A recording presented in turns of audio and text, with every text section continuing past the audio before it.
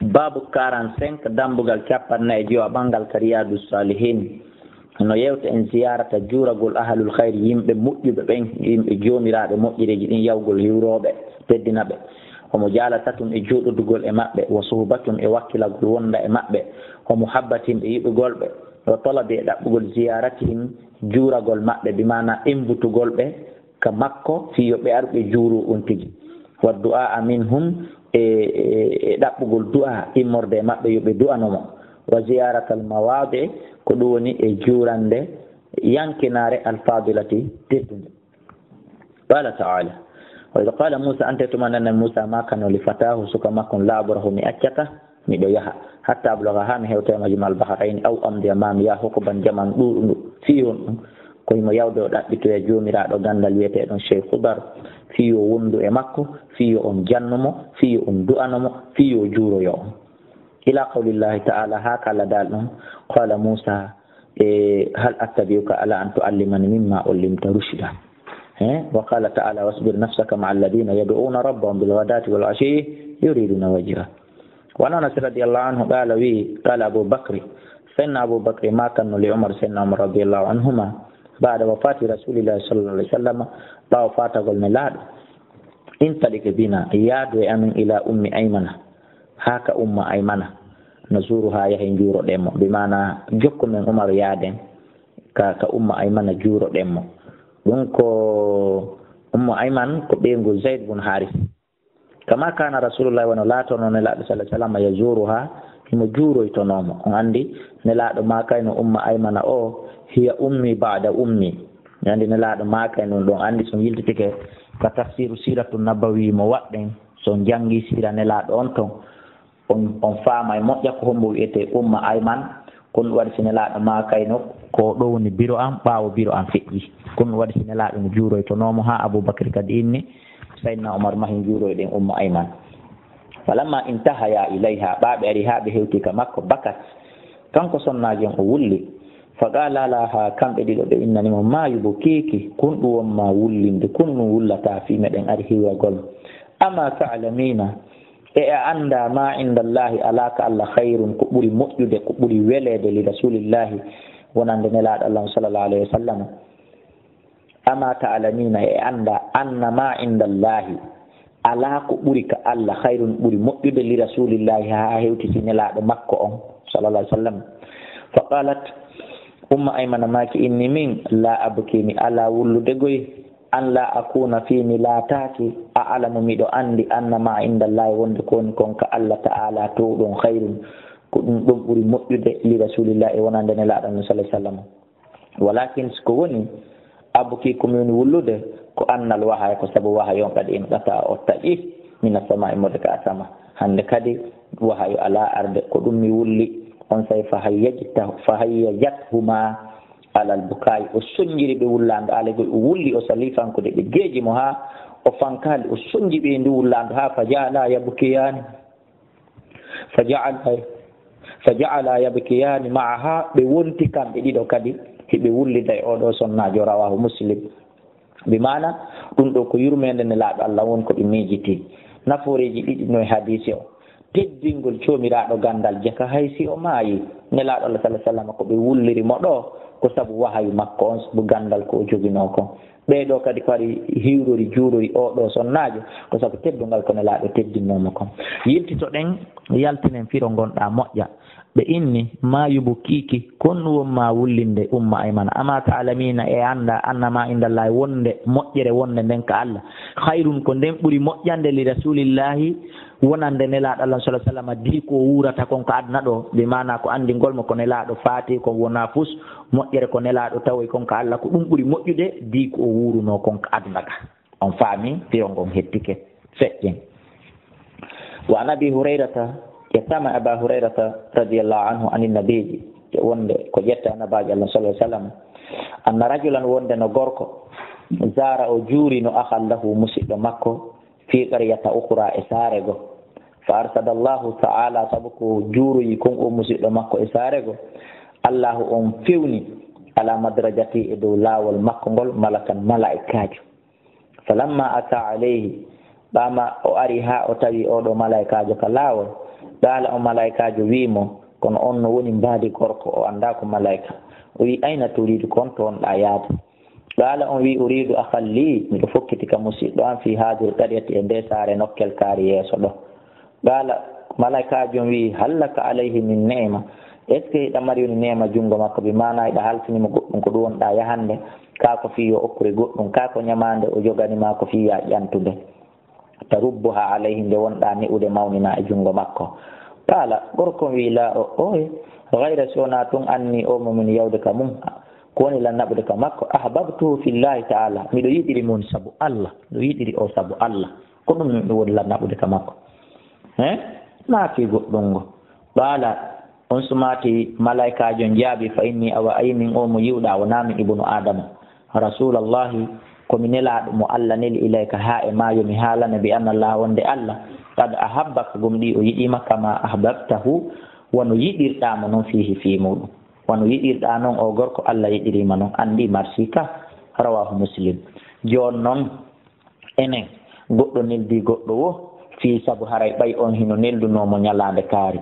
goɗɗo yehi ka gaɗɗo wo fiiɓa on hino yaha ka makko innen ko welni fijudu mbare ko ndu liɓa si woturu ndun lutti liɓude haray moƴƴa ndun woturu si lutti liɓude ɗum no moƴƴani ndu yo ndu wakkilo ndu liɓa tun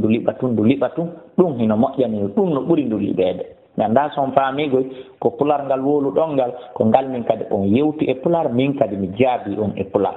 faamike kan wonen yiɗidiroɓe wonen weldidoɓe jaatodiren yiɗidiren yiɗon abdoullahi kala neldon abdoullahi kala teddino abdoullahi kala yiɗa on teddina on nelda on ɓe firana en yuqalu hino wiye arsadahu o fewnimo li kada ko sabu ɗum ay ida wakkalahu bi hifdihi tawi woni o halfinimo renugol mo wal madrajatu laawol wiɗen laawol bi fatil mim sabu ko mimo on masa ko dow warrayi e raw on fof waɗa poccal a tariqu ko laawol wa mana tarubbuha mi mana ko mana tarubbuha hiɗa neya ɗum ay taqumu biha ko hiɗa ñiiɓiroya sabu ɗum wa tas'a fi salaya hiɗa yahude fi kelɗingol ɗum wani yettama makko qala rasulullah sallam man aada maridan kala ndaruɗo nawnuɗo aw zara akhal lahu ma o ndaari musidɗo makko o juuroyi musidɗo makko fillahi hara ko fi allah o warri nadahu munadi nodday mo noddowo ewnotomo ewnotoɗo wallahi o nani wo o nanali wo ɗulletoɗe o nanata ewnotomo biidini tibta nadahu noddaymo munadi noddotoɗo aywa afwan wi'ugol bi an siko woni tibta a laaɓi wa taaba a laaɓi mumshaka tibta wa taaba mimshaka mi mana a laaɓi a uriri ko wiyete comme parfum misko wata bawwa'ata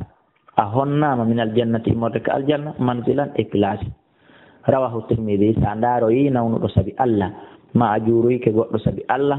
annduɗa anda nanuɗa a nana malaikajo ewnotoma wolanama ɗi konguɗi ɗo wa qala hadisun hasanun wa fi ba'di nuskhi hino ari e yoga e bindi goo e yoga e riwayaji goo wonde hadison garibun ko koɗo wa an abi musa yettama e abi musa al ashari radiallahu anhu anna nabiya wonde annabaji allah sallallahu alaihi wasallam qala o maki innama al mathalu al jalisi salihu ande misal jooɗodal moƴƴo wa jalisu suuyi e jooɗodal bonɗo ɓe ɗiɗo ka hamilil misk no wayi wona jogiiɗo parfum wa nafikhil keeri e wifowo biwɗi fa hamilul misk jogiiɗo parfum on ko woni jooɗodal moƴƴo on imma an yuhdiyaka ko amma o okkore parfum makko on wa imma an tabta'a minhu amma soodanamo parfum makko on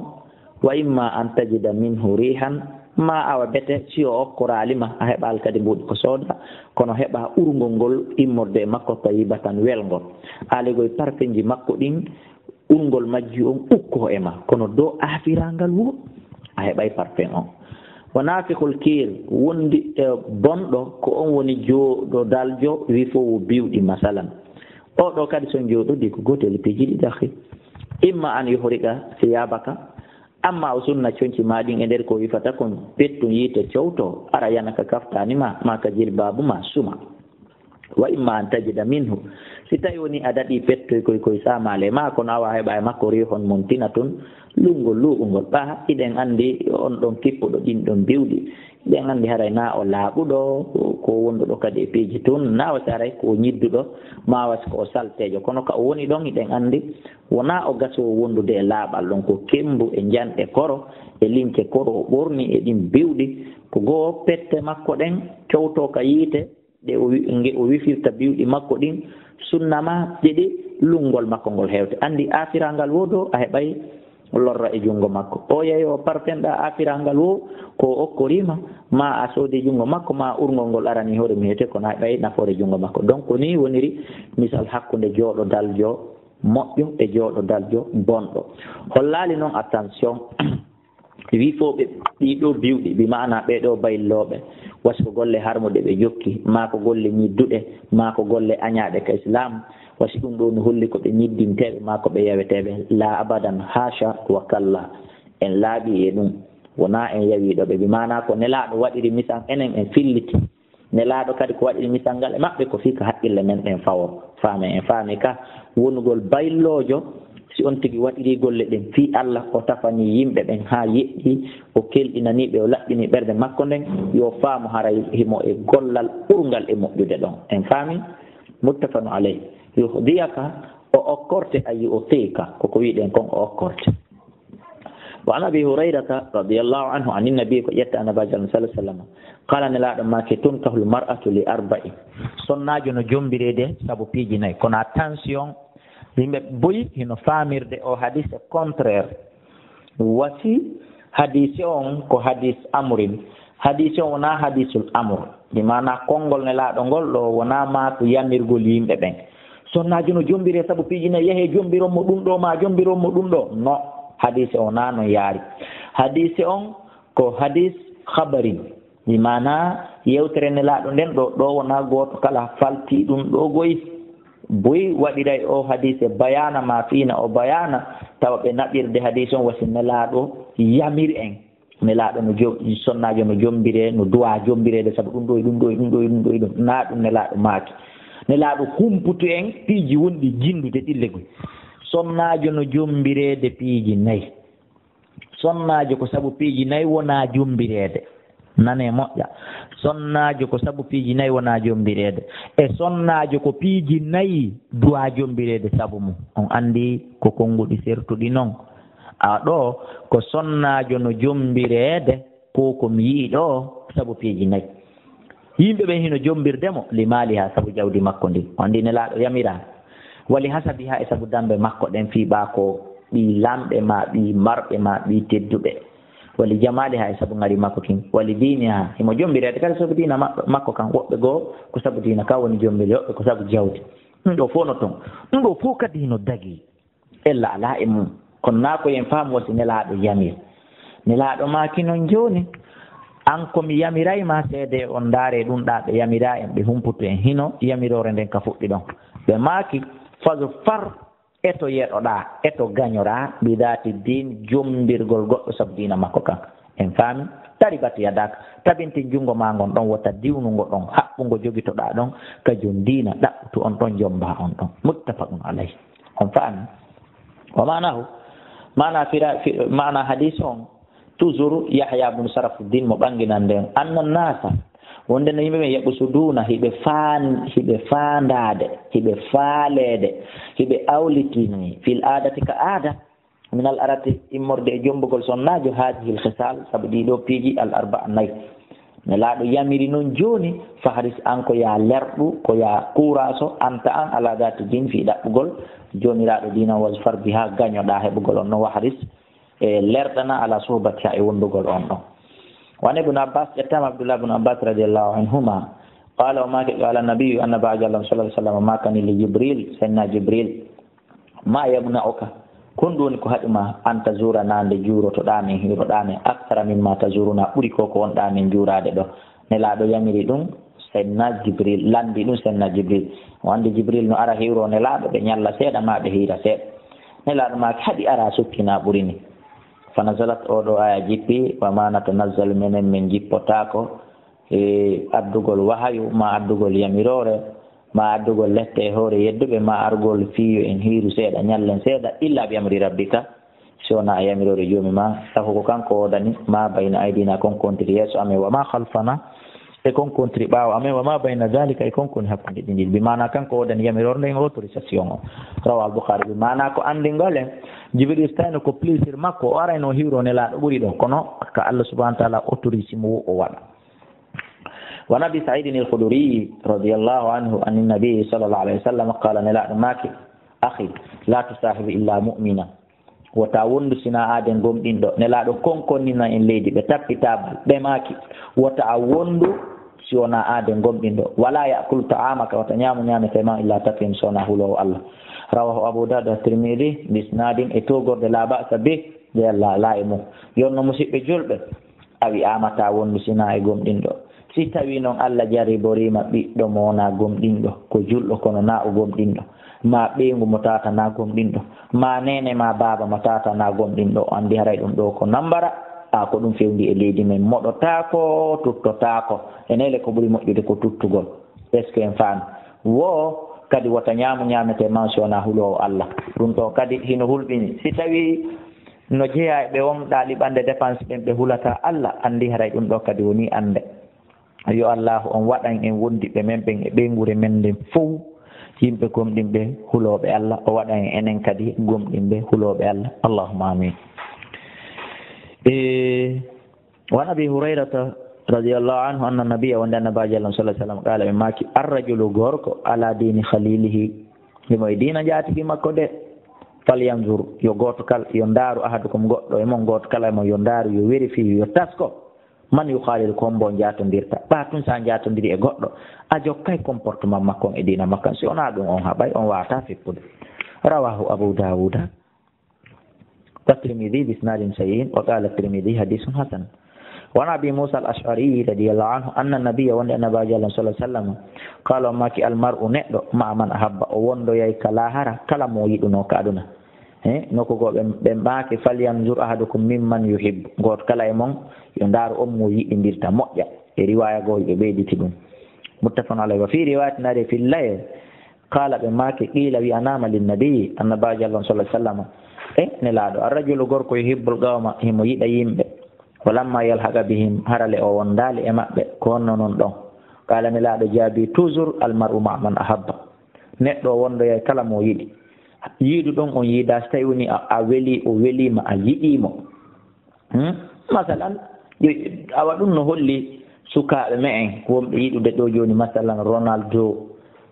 Messi Lionel Messi Cristiano Ronaldo est ce que on faami Didier Drogba Samuel Eto'o on andi ko star ɓe andanɗa hoorema jeeyaɓe ɓurɓe moydude ɓen e nder planète on ni hande Lampard en e ko nandita tawi ɗum ɗon Rooney en donc yiɗugol ɓeeɗo yiiduɗa e maɓɓe o a yiidali e maɓɓe wonduɗa e maɓɓe a wondali e maɓɓe o sa yiɗiɓe geggol timmugol giggol fonde cœur sa yiɗiɓe ngol ɗon haray an e maɓɓe o wondoyay ñande dargal ko an noon andi ko honto noon ɓen woni ko pilasoy to Abdoullahi kalami anda ɗum donc haray goto kala e mon koyo suɓum mo yiɗidirta on faami ka wa Anas yettama e Anas radiyallahu anhu anna arabiyan wonde no arabiyan kejo qala wi anno li rasulillahi nelaɗo Allah sallallahu alaihi wasallam mata sa'a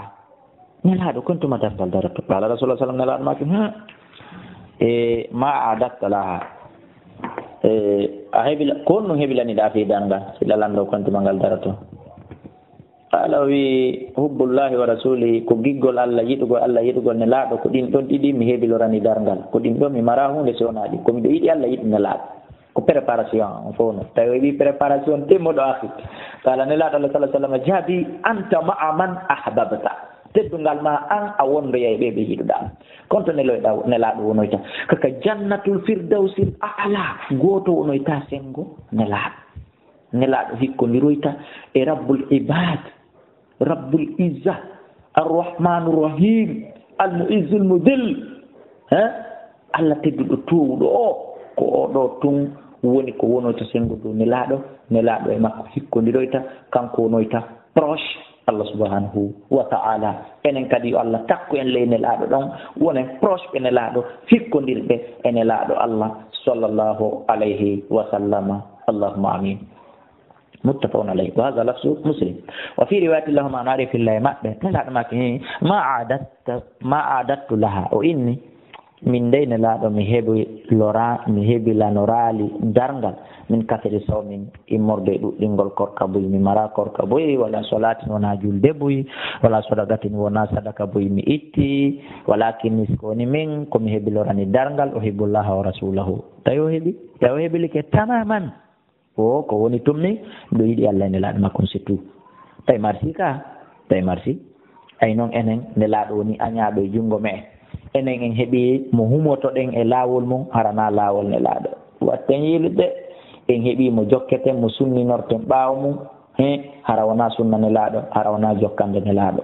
en heɓi adduɗo goɗɗum ngu ko kelɗi ko mawni ko mari baraju ɓuri ko nelaaɗo Allah sallallahu alaihi wasallam addi kon miɗo faala en ƴettu haqqille men ɗen duufiren ko muuɗa kon wata en duufa haqqille men ɗen muɗen ko ɗum faala. وعن ابن مسعود رضي الله عنه قال أماك جاء رجل غرق أرم إلى رسول الله كان لا صلى الله عليه وسلم قال أماك يا رسول الله كان لا صلى الله عليه وسلم كيف تقول في رجل كهن وني لا تناداه دوي أينو غرق أحب قوما يدو يمبه نلادو غرق أريك نلادو ويني فقال غرق إن يا رسول الله كيف تقول كهن بيودا أن نلادو في رجل غرق أحب قوما يدو يمبه ولم يهلك بهم تعالى بيدالي ها عند بيوري دالي أن نلادو ها عند كن بيودا هيدو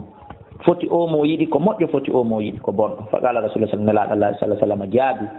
almar'u neɗɗo ma amana habba o wondoyay e kala mo yiɗi foti o mo yiɗi ɓe yiidi ka ɓe yiidal ɓe nafidiri ka ɓe nafidiri ko waɗi kon ha o yiɗi mo ka nder ɓernde makko ɗum ɗo holli si ɓe yiidi ma si ɓe wuridi o jokkayno mo e ko jokki kon o wallitotono mo e ko jokki kon ko ɗum waɗi muttafaqun alayhi. Awa suɓen ɓe yiiɗen ndaare ɗo hannde fendu ɗo nini hannde hiɗen ko ɗum woni dimanche le 12 mai l'an 2013 hankin ko le 11 mai hankin e samedi ko le 11 mai l'an 2013 en yii haa ka yimɓe ɓe woni wurnutude e nder leyɗeele julɓele kadi tatana en ala kontude leyɗeele heferaɓe en haaju men ala e ɓen kala ko waɗi hawnaaki ndaare leyɗeele julɓe haa ka woni wurnutude oɗo anniversaire oɗo sunna wi'eteɗo Bob Marley nduɗo bandiru rapperu drogueru sularru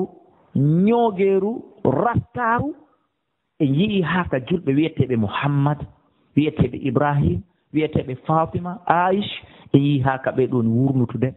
sunna ndu bandiru yiɗi nduɗo bandiru le 11 mai samedi hanki ay ɓe hino waɗi keppiji ka photoji makko woni gude ka photoji makko woni tisortuji ka gude makko woni no immono yara beere no jento musique aji makko ɓeeɗo ko kamɓe andi konto Bob woni feendo ɗo kala ka Bob woni ko ɗon ɓe wonoyta allahumma si wona ɓe tuuba ɓe laɓɓina moƴƴa noon adi ɓe maayude si wona ɗum nelaaɗo make kullukum mu'man habba goto kala emo wondoya e mo yiɗi ka Bob woni wo hande fewndo ɗo o awa haray kamɓe kadi so ɓe tuubali ɓe laɓɓini ɓe acci ɗum haray kamɓe kadi ko ɗon ɓe wonoyta yo Allah subhanahu wa taala on dandu en on faami ka donc reno ɗen suɓen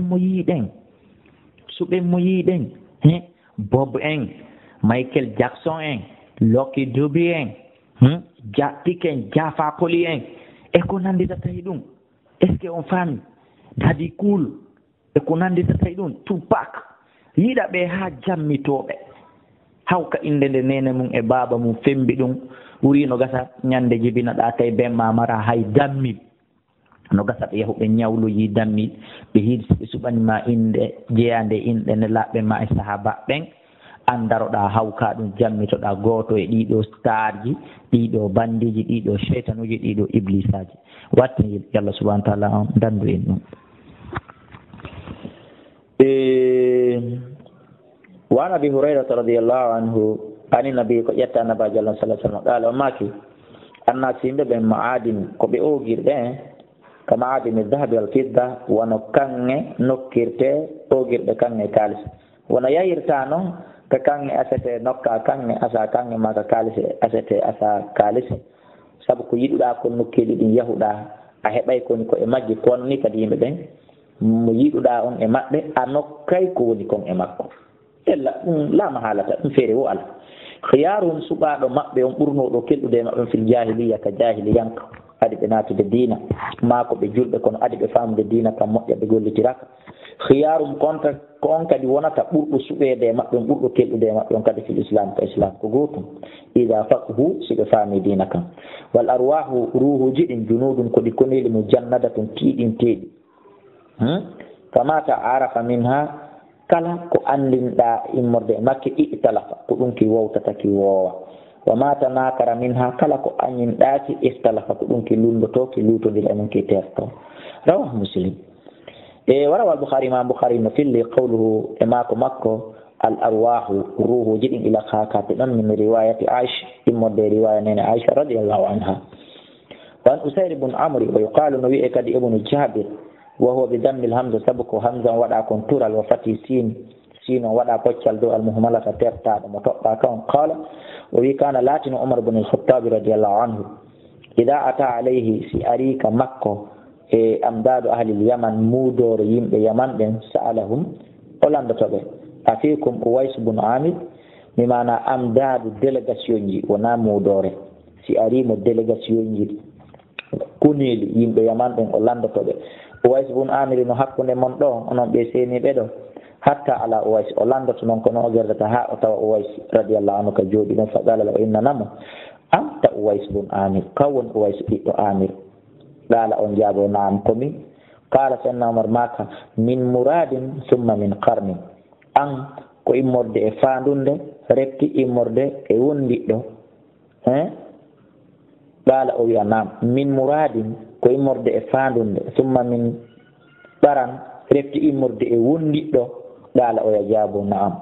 qala inna fa kana bika barasun ene ko wiyete kon ɗama janno e ma fa bara'ta minhu dandinoɗa sella immorde muɗum yiltoɗen seeɗa sayyidna umar fa qala o lahu o makanimo kanko uwais o inna ene anta uwais bun amir kawon uwais ɓiɗɗo amir qala o yawi anam qala o inna min muradin ko immorde e fandunde summa min qaran ɓaran refti immorde e wundigal qala o yawiya naam qala o inna fa kana bika harino e manum barasum ko wiyete kon ɗama jam fa barata selluɗa min immorde ɗama janɗam illa mawdi a dirham ha embere ka dirham ruwaloto ka qala o ya jaabi naam qala o inna laka walidatun hiɗa mari biro ma jibinɗoma on hino wuuri ka qala o yawiya naam qala nelaɗo qala o wi'i sami'tu nani rasulullah nelaɗo sallallahu alaihi wasallam yaqul ɓe maka ya'tikum aroyay on ya'ti alaykum aroyay on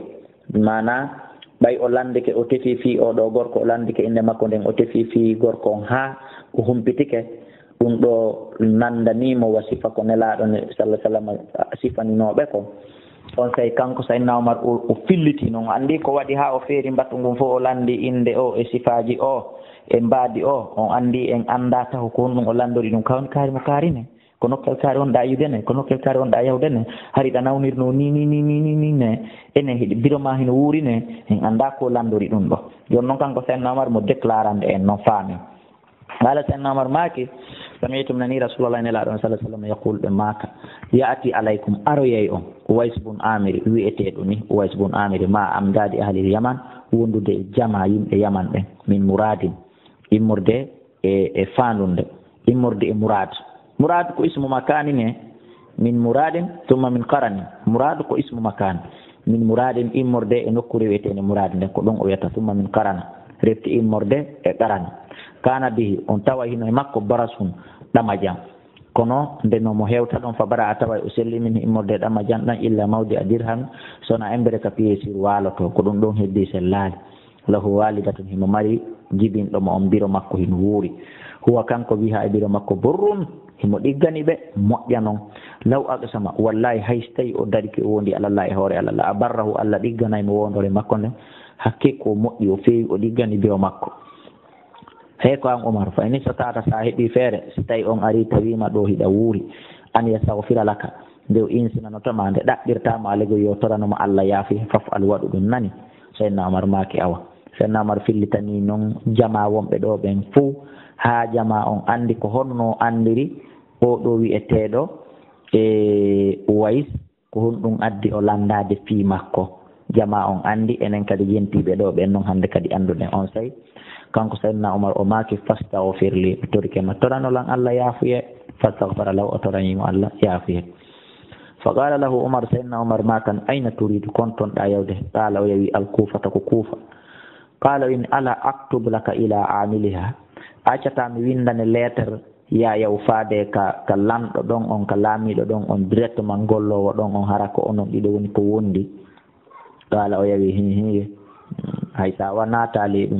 من akunu mi laatodo yay mi wontido yay mi wondo yay fi ghabra innas yimɓe duggimɓe ɓen ko fanda yimɓe duggimɓe ɓen mbi mana miskinaɓe ɓe mara goɗɗum ɓen habbu ilayya ko ɓen noon ɓurani la wondugol e mum ndi wondoygol e lamɓe ɓen falamma kana ɓa ariyoyi ɗon ha min al amil muqbil hitande arayde nden hajja rajulum gorko goo yehi hajju min ashrafim jiyaɓe tedduɓe yimɓe yaman ɓen toon fo wafaqa umaru on noon fotti e seydna umaru فسأله سيدنا عمر لندم عن أويس في أويس فقال وي تركته مئتيمو رس البيت كو ديولو سودو على o jogaki moyen dalil al mata'i fandudo ko wiete ko material o maramiranji dala سيدنا عمر ماكي سمعت من نيغوي رسول الله صلى الله عليه وسلم يقول بما كفي بما يأتي عليكم أريا أويس بن عامر مع أمداد وند جمع من أهل اليمن من مراد إيود مراد ثم من قرن رفتي نكور إمور ديويتين قرن دي كان بيرين ومكو برس دمجان فبرع منه توانون أسلي إمجان إلا موضع درهم سونا إمبرك درهم روالته له والدة هم مرمين هو كان قنون بها إبير مكو بر مدقن ولو أقسم haysi o wondi Allah e hore Allah la barrahu Allah digganaymo wondore makko nden Allah respectanaymo wondore makko nden Umar fa ni satata sahibi fere an yastaghfira lak do insinantoma kala faf'alhu fata Uwaisan ranko sayyidina Umar o ari ha o tawi Uwais ka nokkure makko fa gala mo istaghfir li torike ma toran lan Allah yafiye qala wi anta ahdasu ahadan bi safari salihin oy ko an habi iwde e voyage moƴƴo par ce que an hiɗa iwti hajju fastaghfirli ko an hani lan toranade insinagol an insinano lanka an haɓi iwde e jamanu laawol moƴƴol voyage moƴƴo ko an duwalan insinanade insinano lan ɓaala li o wi'ani lan laqita Umar a fottunoy Umar ton wona sayyidina Umar ari ha tawi oya ko omo sayyidina Umar fotti e mum ko ɗo sayyidina Umar ɓa haalani moɗum ko ɗo noon arti ha tawi Uwais tori on yo o toranomo yaafuye on ɗon kadi jaabi o gorko oy ko an iwti e voyage ɓurɗo moƴƴude hajju ko an torantolan Allah on say noon qala li o innani lan bi mana Uwais no landade o gorko o inni ene laqita Umar a fottunoy Umar ton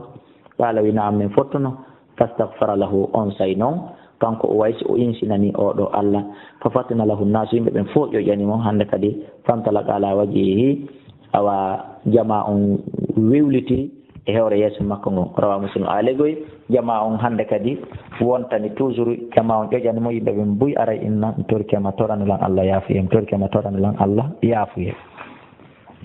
wa fi riwayat Muslim nare filla imam Muslim aidan an Usayr ko ƴetta Usayr bun Jabir radiyallahu anhu anna ahla al-Kufa no yimɓe Kufa ɓen wafadu ɓe déléguino ala Umar ko sayyidina Umar radiyallahu anhu sen wi déléguino ko haala français bi mana koɗino ko sayyidina Umar wa fimtayno e maɓɓe rajulum gorko mimman kana jeyaɗo e laatiɗo yaskharu hino fanɗinire hino hayfinirabi Uwais sabu noddiregol Uwais o andi Uwais ko Uwaisi hum ko ɗuyete Uwais فقال عمر سيدنا عمر ماك أنا هل ها هنا أحد من القرنين est-ce que hino e ɓe seeniɓe ɗo goɗɗo jeyaɓe e iwɓe qarannina ɓen inni hehi فجاء ذلك الرجل أنظر كأري ويتيب أويس فقال عمر سيدنا عمر ماك إن رسول الله أن من الله صلى الله عليه وسلم قد قال قمدي وماكين أدي أفاتاد inna rajulan wondano gorko ya'tikum aroya min al yaman o iwra yaman to yuqalu lahu himo wiye Uwais la yada'u bil yaman o akkitali yaman o iwali o jaɓal iwde yaman few o saloraki ɗum gayre sona ummi lahu no biro makko no ɗon ko ɗum haɗi o salora iwde ɗon ko ɗum waɗi so o sali iwde ɗon o jaɓal iwde ɗon mi mana fiiɗo to angol ɓen ɗoftoɓe ɗiggana ɓe ɗum ko mande makko go mande makko ɗimmere nden kad kana bihi kon ɗihino e makko bayadum daneri ɗama jam fada Allah ta'ala o tori Allah fa adhabahu Allah naɓi sellini naɓi ɗama jam illa mawdi ad dinar sona embere ka dirham ɓuri wonata awi dirham ma embere dirham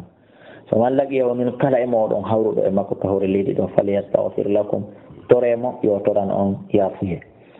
wa fi riwayati lawno are filla e makko an Umar radiyallahu anhu qala o maki inni min سمعت من رسول الله صلى الله عليه وسلم يقول وماك إن خير التابعين ande ko ɓuri moƴƴude tabi'ina ɓen fof rajulun ko gorko yuqalu lahu mo wiye Uwais walahu walidatun himo mari nene wa kana bi latike makko bayadun daneri famuruhu yamiremo falyastawfir lakum yo toran on yaafuya ɓe firande ɗawluhu konngol makko kanko Uwais ko jaabino kon sa inna Umaru mimmi wonde gabra innasi en duggimɓe yimɓe ɓen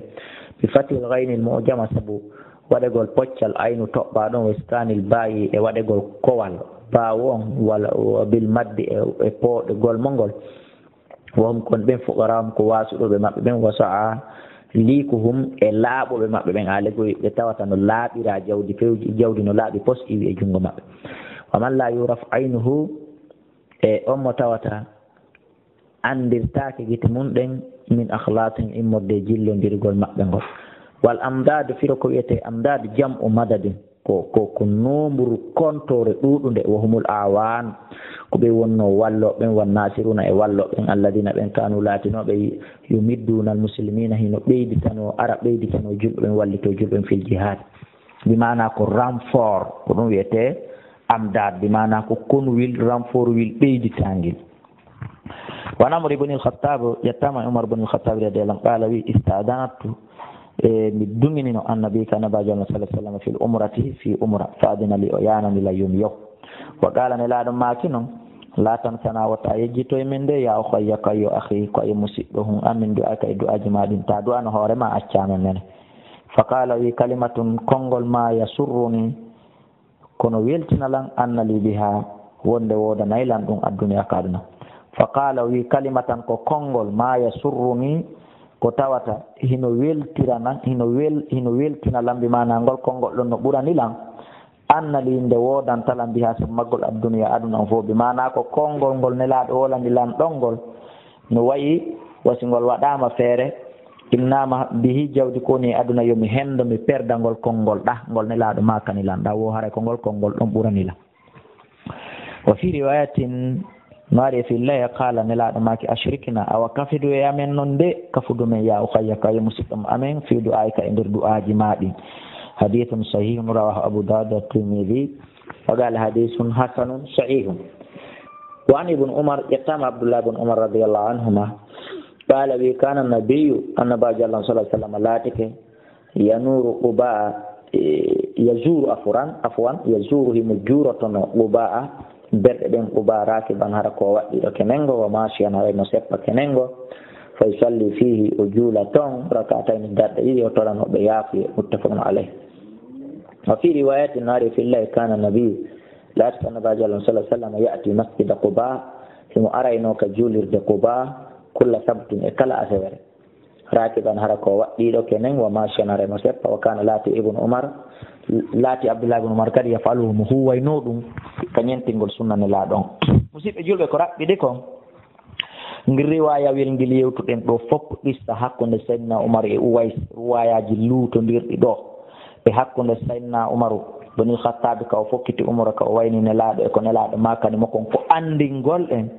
aade mo tañƴiniɗa on ko moƴƴo ko feewi ɗo ma mo jokki ko moƴƴi ko feewi ko yayahu daiman wa abadan toroɗamo du'ayi o du'anoma enen ko hunde nde en waɗata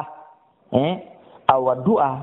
ko dewal na wiigol de du'a ko jeyaɗum e dewal du'a on ko on tigi tigi wiyete dewal du'a ko ya waɗan hoorema taƴa ballal kadi du'anoɗa hoorema kala ko yani wona du'antoɗo hoorema yaha ka yimɓe ɓe tañƴiniɗa ɓen hino ɓurma moƴƴude ma si ɓe ɓurama ɓe tañƴiniɗa ɓe no moƴƴi toroɗa ɓen ɗon kadi du'a anda ka du'a on jaborto nanda son faami ɗaɓɓira ɓen ɗon ballal yaha ka oɗa yaha ka oɗa yaha ka oɗa ɓeɗo fof toroɗa ɓe du'a ɓe toranoma fiya heɓu ɗum ɗo ma fiya daɗu ɗum ɗo hande kadi a wonay maluɗo a wonay hisuɗo na ya hoolo hoorema wiya an a toranoto hoorema an tun andite nelaɗo no maki hadise selluɗo nokkugo torore Allah ɗende ɗe on toñiral ɗen son faami ɗum ala moɗɗen toñiral ɗengal mum ngal ɓe mana an ko ya arka Abdoullahi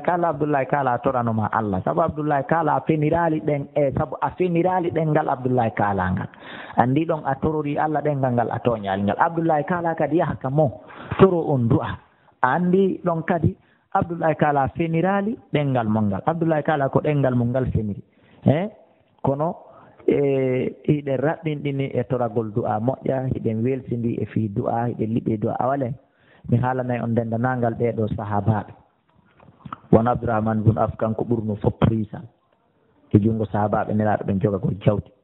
won Aba Hurayra kanko ɓuri sahabaɓe ɓen fof jogagol ko wiyete kon hunjagol hadis won Anas bun Malik o ɓuri ɓe fof muɗum kadi gurdan juutuɗan e heɓugol ɓiɓɓe ɗuɗuɓe hunjiɓe Qur'an e taniraɓe won Abdoullahi bun Abbas o ɓuri ɓe fof ko wiyete kon jogagol ganda e ko nanta saɗi ɓe ko nanta ɗum ɗum fof ko sabimbini ko immagol maɓɓe ma immagol mawɓe maɓɓe ɓen yaha ka ɓurɗo ɓe moƴƴude on ɗo nelaɗo meɗen Muhammadou sallah sallam toroɓe du'a nelaɗo waɗa du'a enen noon sa immike tun yimɓe ɓen dogani tun ɗo goɗɗo haray woni on ɗon ko ndarowo ma ko itto lekki ko ɗum waɗi simo dogani ƴettugol ɗo batirwal mum ngal waɗa ɗo ñamete ha ngal heewa ɓe mbuɗu pumpuru tew miɗo yawde ka oustage Kaari ma miɗo yawde ka Alaji Kaari ɓay miɗo tañƴini ɓen ko moƴƴuɓe mi yaha ɓe toranolan Allah fiyo mi heɓu ɓiɗɗo ma ɓe toranolan Allah fiyo mi heɓu laamu ma ɓe toranolan Allah fiyo Allah yaafolan ɗi bakkatuji en ɗi bakkatuji an ma ɓe toranolan Allah fiyo mi sellude e nawnare an harana tañƴinagol ɓe windante nasi ma talkuru ma keede na hunde tañƴinagol tun fiiɓe moƴƴi sarta ñamete ha heewa yoɓo mbuɗi dongal e wakkande naɓana ɓen ha min naali ala wonɓe waɗude kono ɗum ɗon fanɗi awa hiɗen feggi ɗon nden feggande ɗon yo Allah ittu en ɗon so wona ɗum e probléme ɗini ɗi dumoto e hoore men acci on hakke ko yewtere nde woni ko juutude ɓaawo darsu men on gasi komi woni ko juutinde yewtere nden acci on hakke ɓe mana toujours ko laaɓodira reedu kala pi hum komi hewti mi laaɓanay o reedu hatti ket embere komi faami kon e muɗum andi yiltitoɗen ka Qur'an Allah teɗotoɗon daali qul ma ya'ba'u bikum rabbi lawla du'a'ukum wala in kafartum fa sawfa yakunu lizama Allah daali ka alqur'ana awa o haajaka e mon sona sabu du'aji ko toroto ɗon kon e ton kon ka yimɓe moƴƴuɓe ɓen kamɓe kadi ɓe torano teddungal mo on ɗum si on tertike du'a on yawitike du'a on yeddi du'a on nawnaje ɗen e ñabbeli ɗin e tampereji ɗin e heegangen e sattendeji ɗin wonay kolondir ɗum e mon ɓa ko du'a on ittata ɗum so yinelaɗo Allah sallah sallam no toro sayyidina Umar e sayyidina Umar toranamo Allah e tora sayyidina Umar waɗanmo du'a o andi ɗum ɗo hatti ka wo sayyidina Umar si yeehi ka umrata o yejjutuɓe dey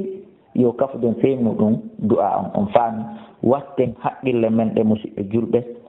e waɗugol du'a wotta en kondanu du'a wotta en sakku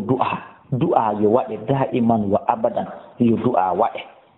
yahen ka yimɓe ɓe tañƴini ɓen ɓen no ɓuri e moƴƴude ɓe torano en Allah subhanahu wa ta'ala haajuji men ɗin ɗi huntoto wallahi haray ko ɗo woni darsu meɗen on yo Allah subhanahu wa ta'ala waɗi en du'otoɓe waɗu en kadi yahoɓe ka yimɓe ɓen dooma du'a o waɗa en jaabinanteɓe du'aji ko toroto kon o waɗa en jaabinanteɓe kadi du'a ko toranoto ɓen ko julɓeji tiɓɓen o waɗa en kadi jaabinanteɓe du'aji ɗi wona ɗen waɗanede ɗin e junngo yimɓe hedditiɓe ɓen allahumma amin wallahu a'lam.